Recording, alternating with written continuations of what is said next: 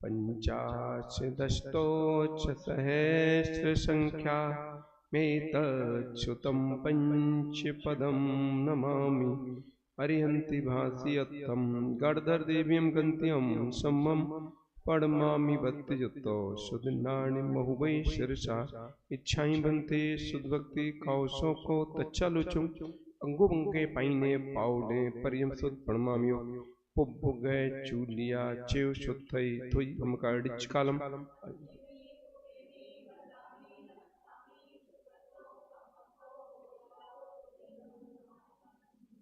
अतप्राणिक आचार बंध क्रियाम पूर्वाचार नुकरण सकल कर्मचारतम भाव पूजा बंधस्तम समेतम श्री आचार भक्ति का आयुष्य करोमि हम।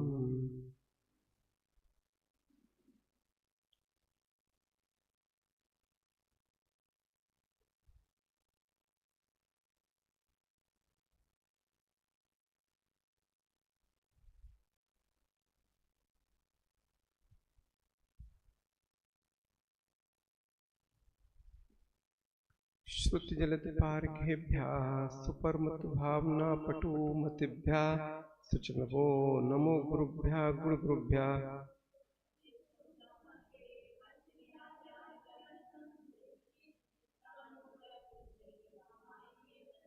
गुरुभक्त संजमेण्या तन संसार शायरम घोरम छिन्नति अट्ठिकम्मम चम्मम मरणम न पावन्ति।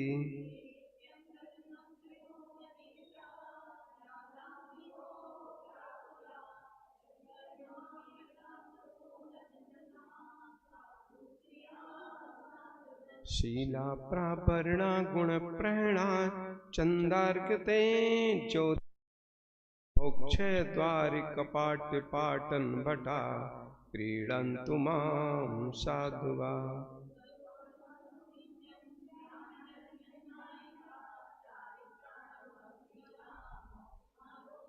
इच्छामि पंथि आर्यभक्ति कौशको तच्छालुचं सम्मेणान समदच्युत्ताणं पंचविहाचारणं आर्याणं आराधिशुद्धाब्देशं उपज्ञाणं तीरण कुलपालं राणं सभ्यसावधं लिच्चकालं।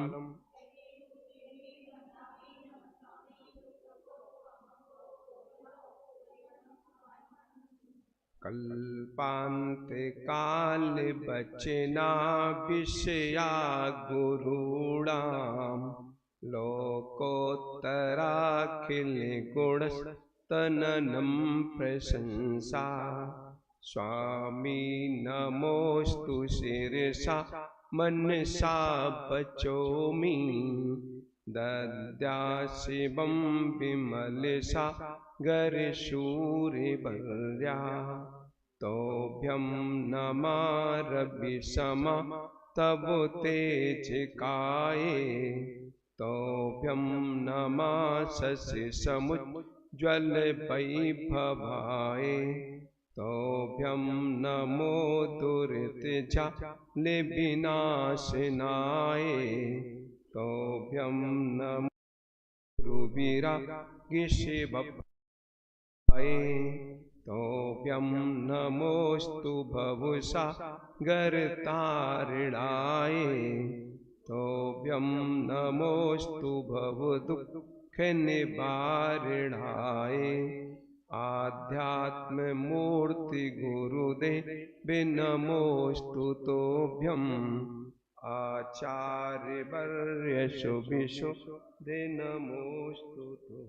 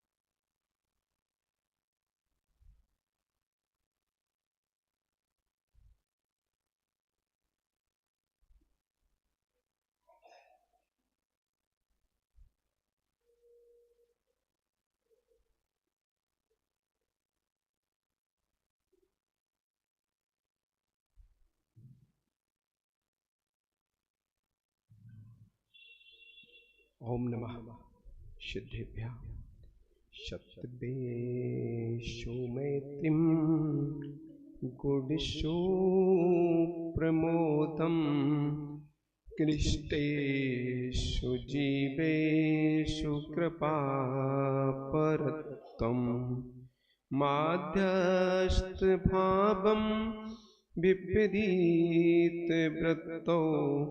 सदा ममात्मा विद्धातु देवो सदा ममात्मा विद्धातु देवो नमो अरिहन्ताणं नमो सिद्धाणं नमो आयरीआणं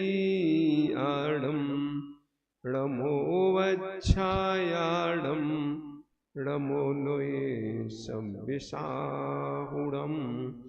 बोली पंच परमेष्टि भगवान की, देवादिदेव श्री आदिनाथ भगवान की, मूल नायक 1008 श्री पार्श्वनाथ भगवान की, वर्तमान शासन नायक श्री वर्धमान स्वामी की, आचार्य भगवान श्री कुंद कुंद स्वामी महाराज की, आचार्य भगवान श्री समंत स्वामी महाराज की, आचार्य भगवान श्री रवशरण स्वामी महाराज की, आचार्य भगवान गणाचार्य श्री विराग सागर जी महाराज की, चर्याश्रोमणि अध्यात्म योगी पट्टाचार्य गुरुवर्षि विशुद्ध सागर जी महाराज, 3 कम 9 कोटि मुनराजों की, द्वादशांग छिंदवाणी माता की।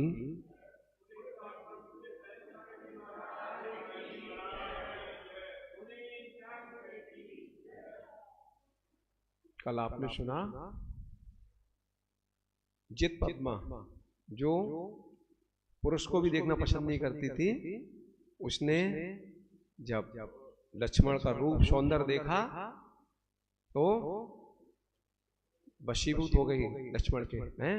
और लक्ष्मण ने भी जो जित पद्मा का कौन पिता था, उसकी 5 शक्तियों को खेल खेल में ही मतलब परास्त कर दिया। कुछ समय वही राजा शत्रुदम के राज्य में राम, सीता और लक्ष्मण निवास किया और निकलने का विचार बनाया। लक्ष्मण कहते हैं किससे? जित पद्मा से मैं निकलूंगा। जित पद्मा मतलब बिलखने लगी,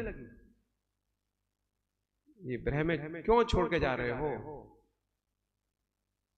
लक्ष्मण कहते समझाते हैं, जैसे बनमाला को समझाया वैसी चित पद्मा को समझाते हैं, भाई मैं अतिशीघ्र आऊंगा और आपको ले जाऊंगा। समझा के अर्धरात्रि में राम, लक्ष्मण, सीता तीनों निकल गए। जब निकल गए तो सुबह देखा नगर जनों ने कि कहाँ गए, सब शोकाकुल हो गए सबको, क्योंकि सरल चित्त पुण्यात्मा जहां होते हैं सबके आकर्षण का केंद्र, सबको मोह लेते हैं, सब पसंद करते हैं और उसके जाने पर सब दुखी होते ही हैं।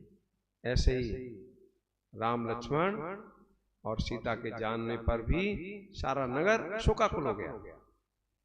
राम, लक्ष्मण, सीता चलते हुए अनेक पर्वतों से गुजरते हुए और अनेक वृक्षों से शोभित था, अनेक पुष्पों से शोभित था, ऐसे वन में पहुंचे और कीड़ाएं करते हुए लिख रहे हैं आचार्य भगवान, मतलब वहां पुष्पों को तोड़ते और क्या कहते हैं, सीता से कहते हैं कानों के बाली बनाने के लिए आपके लिए अनेक तरह की कीड़ाएं करते हुए, और वहां चलते चलते वत्सस्तुति नाम के नगर के पास पहुंचे। वहां देखा लोगों का पलायन जारी था। पहुंचे तो वहां संध्या हो गई थी, तो लोग भयभीत हो रहे थे, जा रहे थे। तो राम ने पूछा, भाई भयभीत क्यों हो आप, क्या हो गया, कहां जा रहे हो? सारे दुखी प्राणी कहते हैं 3 दिन हो गए, सामने दूरी पर एक पास में पर्वत है, 3 दिन हो गए, महाविकराल आवाजें होती हैं जिनको सुनकर ऐसा लगता है पता नहीं क्या होने वाला, महाक्षोभ प्रकट हो जाता है, लगता है शायद कोई साध हमें ही लेने आया है, कहीं मृत्यु हमारी आ गई है, इसलिए सारे लोग नगर छोड़ के जा रहे हैं, सुबह पुनः आ जाते हैं। तो सीता कहती है राम से, चलो भाई अपन के साथ चलते हैं, ये लोग जा रहे हैं हम भी चलते हैं। राम कहते हैं थोड़ा धैर्य तो रखो, इतने अधीर क्यों होते हो? राम लक्ष्मण निर्णय करते हैं कि आज देखेंगे इस पर्वत पर कहां से आवाज आ रही है। पर सीता कह रही है तुम तो हट कर लेते हो, अरे भाई चलो, यहाँ पता नहीं क्या हो जाएगा, रात को क्या स्थिति होगी। जब उन्होंने देखा तो राम कहते हैं भाई ऐसा करो, आप चले जाओ उनके साथ, जो सारे जन लोग जा रहे हैं इनके साथ चले जाओ, सुबह आ जाना। जब सीता ने जाना कि ये तो यहीं रहेंगे दोनों, वो सीता भी राम के पीछे पीछे चल दी और उनके पीछे लक्ष्मण चल दिए। चलते चलते राम लक्ष्मण निर्णय कर लिया था कहां कि आज पर्वत पे जाके देखेंगे कि है क्या। अनेक ऊंचे नीचे रास्तों से चलते हुए राम लक्ष्मण सीता कहां पहुंचे? पर्वत पर। देखते दूर से दिखते हैं 2 महामुन राज ध्यानस्थ स्थिर कायो समुद्रा में। आगे बढ़े तो देखते हैं जहां मुनराज विराजमान थे, अनेक फन फैलाए हुए सर्प, चारों ओर व्याप्त, काले भुजंग सर्प, अनेक चारों ओर विकराल रूप में चारों मुनराजों के। राम ने चेष्टा की निकालने की, वो नहीं हुए, तो उन्होंने क्या किया, अपने धनुष के अग्रभाग से सबको पृथक किया और वहीं चरणों में बैठ के उनकी महाअर्चना की, पाद प्रक्षालन किया और महाअर्चना की भक्ति के साथ, और सुमधुर कंठ से भक्ति संगीत का पाठ किया। और धीरे धीरे संध्या हो चली, सूरज खो चला। जब सूरज हुआ वैसे क्या हुआ, वैसे ही आने लगी भयंकर आवाजें, क्षोभ उत्पन्न करने वाली महाभयंकर आवाज आने लगी, भूत नाचने लगे, भूत चुड़ैल सब नाचने लगे। मतलब क्रोध की, प्रचंड क्रोध को धारे हुए, अनेक आकृतियों को धारे हुए, अनेक पशु के रूप में अनेक कोई नृत्य कर रहा है, भूत पिशाच डाकनी सब मतलब नृत्य कर रहे हैं, अनेक तरह के जीवों को भयभीत करने वाली। तो चारों ओर क्षोभ छा गया, विकराल रूप, नग्न होके डाकनियां नग्न होके नृत्य कर रही हैं, अनेक विकराल रूप दिखा रही हैं, रक्त की धारा फेंक रही हैं, अनेक मांस रक्त के पिंड छोड़ रही हैं। जब देखा तो सीता भड़बड़ा गई, सीता डर गई, भयभीत होके राम के पास आ गई, लिपट गई राम से। राम कहते हैं भयभीत मत हो, अब मैं देखता हूं कौन है, मैं देखता हूं कौन है ये, और आप तो मुनराज के चरणों में, आप चरणों में बैठो, मैं देखता हूं कौन है। राम लक्ष्मण ने अपने धनुष को संभाला, जैसे धनुष को संभाला, धनुष की टंकार जो देखी सुनी, जिसने जो उपचार कर रहा था देव घबरा गया, उसने अवध ज्ञान से जाना ये तो होने वाले बलभद्र और नारायण है, इनसे हम कहां जीत सकते हैं। तैसे ही दोनों मतलब सारी अपनी जो माया फैला रखी थी सारी माया को समेट कर भाग गया, यंत्रदेव भाग गया। और महामुनराज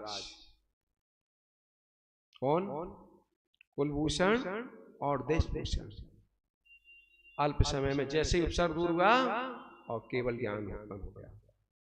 केवल ज्ञान उत्पन्न हुआ तो स्वर्ग से चारों प्रकार के देव आ गए अर्चना करने के लिए।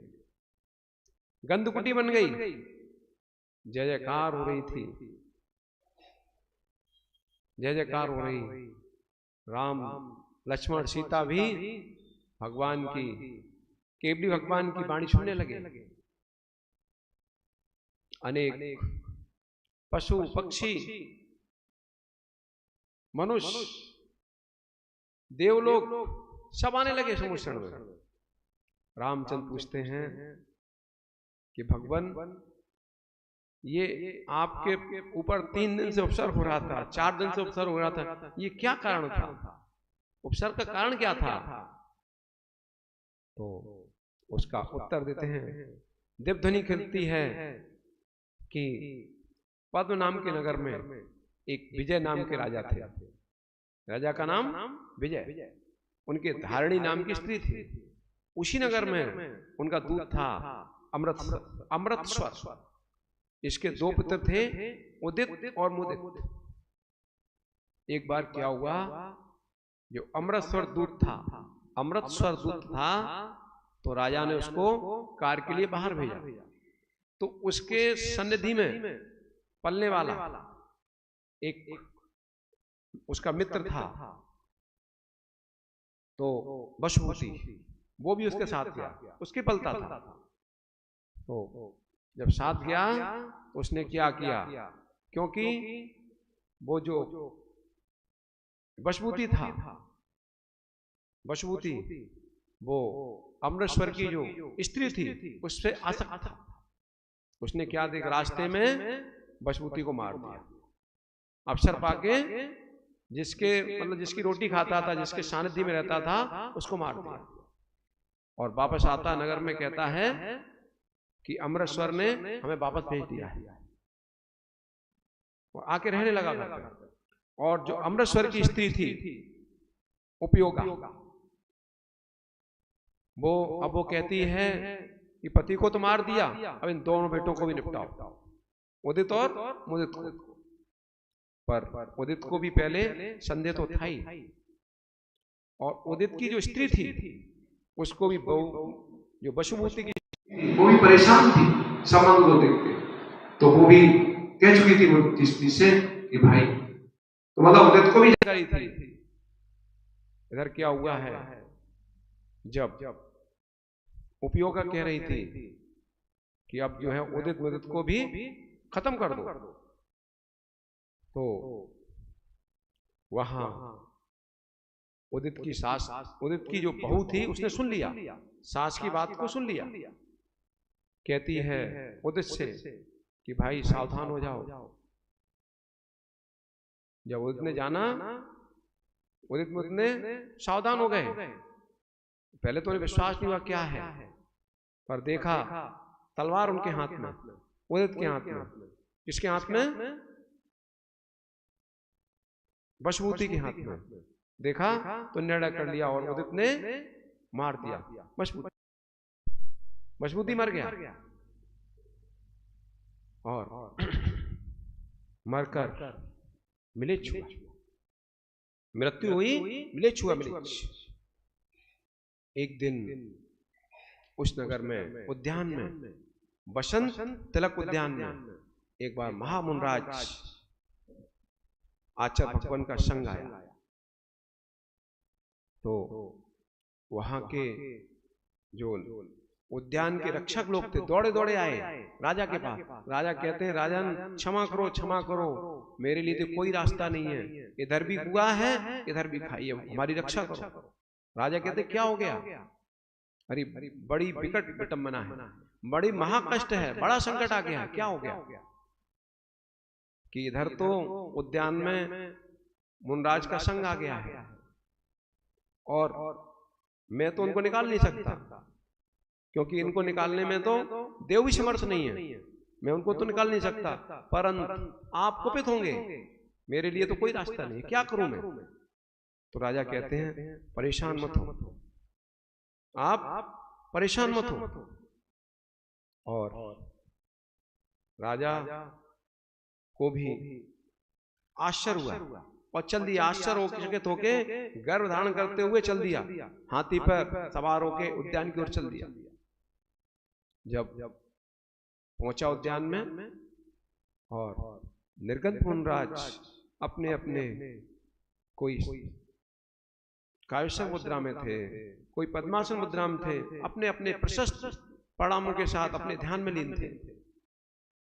जब पहुंचा तो मुद्रा, शांत मुद्रा देखकर, शांत छवि देखकर राजा के जो अहंकार था वो गलित हो गया और आचार्य भगवान के चरणों में वहीं बैठ गया। और क्या कहता है, क्या है, उस भोगों को ही सब कुछ समझता था राजा, इंद्रिय सुखों को ही सब कुछ समझता था। कहता है आचार्य भगवान से, आप तो नर श्रेष्ठ हैं, आप तो श्रेष्ठ हैं, आप सब लक्षण को धारण करने वाले हैं, पर क्या आपके पास कुछ भी नहीं है? आप जो है रूपवान हैं, कांतिवान हैं, श्रेष्ठ दिखाई दे रहे हैं, हमारे पास है तो कुछ ही नहीं। ये क्या है, क्या भेष बना रखा है? आचार्य भगवान कहते हैं भाई, ये जिनको तुम सुख का साधन मान रहे हो, ये सुख के साधन नहीं है। जिनको सुख का साधन मान रहे, सुख का साधन नहीं है। ये जीव तो जन्म लेता है तब भी नंगा ही आता है, ये नग्न आता है और नग्न ही जाता है। मात्र परिग्रह के संचय में, मात्र विषयों की आसक्ति में पाप का ही संचय करता है। और कहते हैं आचार्य भगवान कहते हैं भाई, आपका कोई जन्म नहीं हुआ, ये पर्याय आपको मिली है। आप कितनी कितनी पर्यायों से होके आए हैं, आपको नहीं मालूम। आप नरकों में भी गए हैं तो कभी स्वर्गों में भी गए हैं। ये पुण्य है, जिसके पुण्य के प्रताप से ये मनुष्य पर्याय मिली है, राजा का पद मिला है। इसको भोगों मत कमाओ, ये भोगों के लिए नहीं है, ये तो सम्यक आराधना के लिए है, ये तो अनुव्रत महाव्रत धारण करने के लिए है, ये तो पंच परमेष्ठी की आराधना के लिए, ये तो भगवान बनने के लिए है। आचार्य भगवान ने सम्यक का स्वरूप, सम्यक दर्शन का स्वरूप समझाया, सम्यक ज्ञान, सम्यक चारित्र का स्वरूप समझाया। कहते हैं आचार्य भगवान, ये जितने संयोग हैं ये मिटेंगे, जितने संयोग हैं मिटेंगे। जितने बड़े बड़े राजा हुए हैं वो भी इस धरती से सबको विदा होना पड़ा, सबको जाना पड़ा है। और जिन्होंने राज को त्याग करके मोक्ष की साधना की, रत्नत्रय की साधना की, वो संसारातीत हो गए। और जिन्होंने संसार के भोगों को ही सब कुछ माना, भोगों में ही रसे बसे रहे, अनेक प्रकार के कौतूहल इंद्रिय विषयों में रमते रहे, वो दुर्गति को प्राप्त हुए हैं। आप नहीं जानते क्या?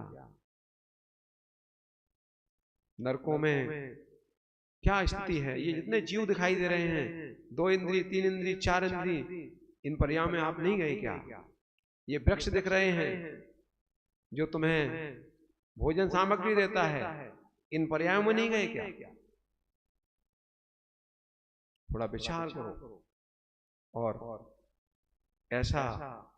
ऐसी वाणी का असर हुआ, ऐसी अमृत वाणी का असर हुआ कि जो राजा अहंकार में भर के आया था, जो किसी को कुछ नहीं समझता था, वो भी चरणों में बैठ गया और महाव्रती बन गया, महामुनराज बन गया।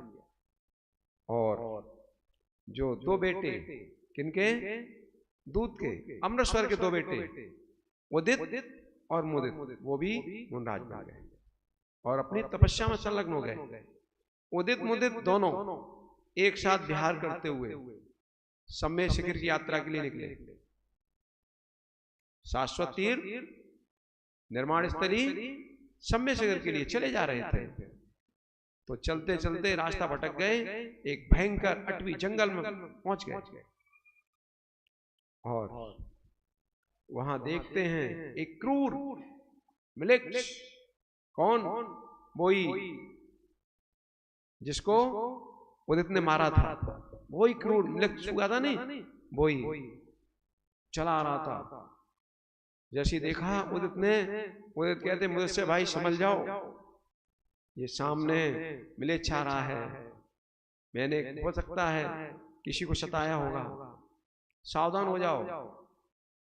मुदित कहता है भैया सावधान है, अरे इतनी साधना की है, क्षमा की, इतनी साधना की है सामायिक की, ये किसकी? आज परीक्षा का दिन है। और उदित और मुदित मुनराज दोनों काव्य सर्ग में स्थित हो गए। और जो म्लेच्छ था आके हमला करने के तैयार हुआ, उसी समय जो भीलों का सेनापति था उसने रोक दिया, उसने रोक दिया। अब पूछते हैं श्री राम कि ऐसा क्यों हुआ? म्लेच्छ को सेनापति ने क्यों रोका? क्या कारण था? तो फिर देवध्वनि करती है कि एक अरिष्ट नाम का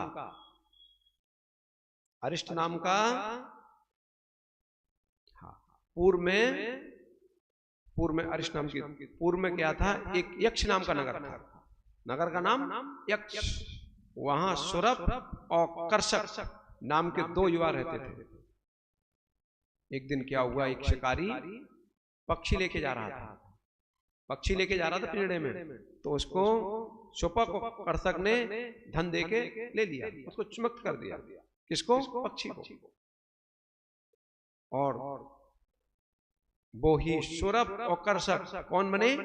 उदित और मुदित, ये दोनों बने।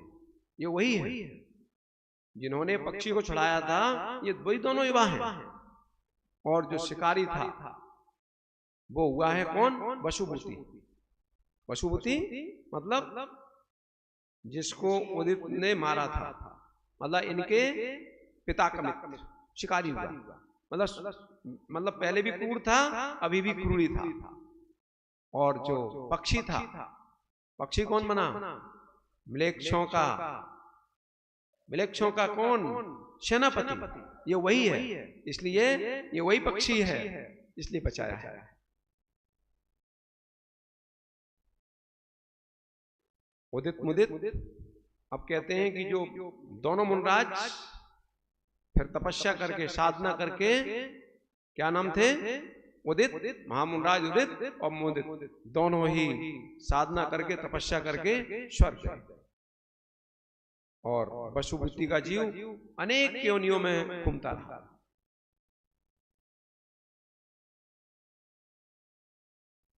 दोनों जो स्वर्ग में थे, वो दोनों जीव अरिष्ट नगर के प्रिव्रत नाम के राजा, उनकी दो महारानी,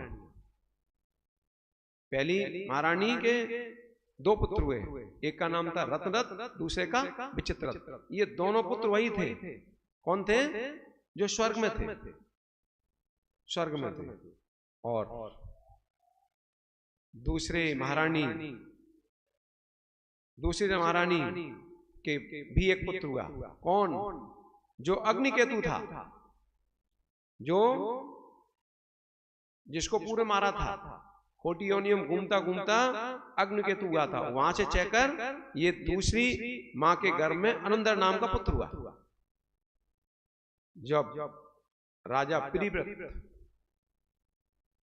जब वृद्ध हो गए तो उन्हें निर्णय लिया शल्यलेखना करने का, और 6 दिन की शल्यलेखना लेके राजपुत्रों को देकर श्री जनालय में जाके शल्यलेखना धारण कर लिया।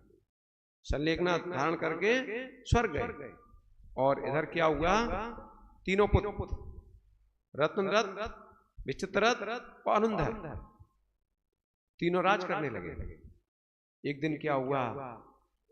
एक राजा की सुंदर अनेक गुणों की खान ऐसी शिप्रभा नाम की कन्या को रत्न रत्न ने वरण कर लिया, शादी कर ली।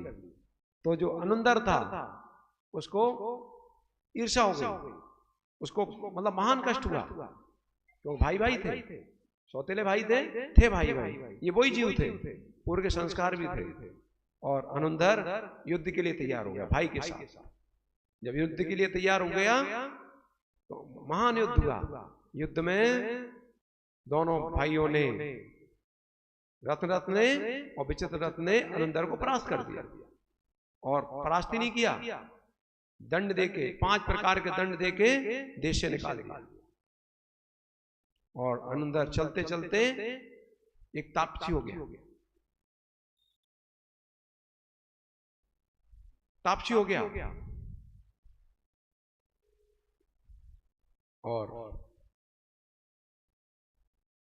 विचित्र और रत्न रत्न ये दोनों राज भोगते भोगते अंत में शरीर छोड़ के स्वर्ग गए। एक तो हो गया तापसी और दोनों स्वर्ग गए। और स्वर्ग से आके राजा सिद्धार्थ नगर में राजा क्षयमंकर, सिद्धार्थ नगर में राजा क्षयमंकर के देशभूषण और कुलभूषण ये 2 पुत्र हुए। एक बार क्या हुआ, कुलभूषण और देशभूषण उनकी नगरी में अनेक विद्याओं से संपन्न एक सागर सेन के विद्वान पधारे, अनेक विद्याओं से संपन्न थे। तो राजा क्षयमंकर ने अपने रख लिया और अपने बेटों को योग्य होने पर मतलब बाल अवस्था में दोनों सौंप दिया। इसको जो महाविद्वान थे सागर सेन, और वहां अध्ययन करते रहे। दोनों भाई इतने अध्ययन में तल्लीन रहे, अब तो कहानी में अंतर थोड़ा बहुत, दोनों इतना अध्ययन में लीन रहे कि उन्हें सारे क्या हो रहा है कोई जानकारी नहीं ली।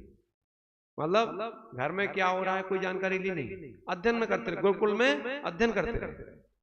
अध्ययन करते करते जब पूर्ण विद्वान हो गए, ज्ञानी हो गए, तो महाविद्वान सागर सेन लेके आया राजा के पास, लो राजन आपके दोनों पुत्र योग्य हो गए हैं, आप तो देख लो।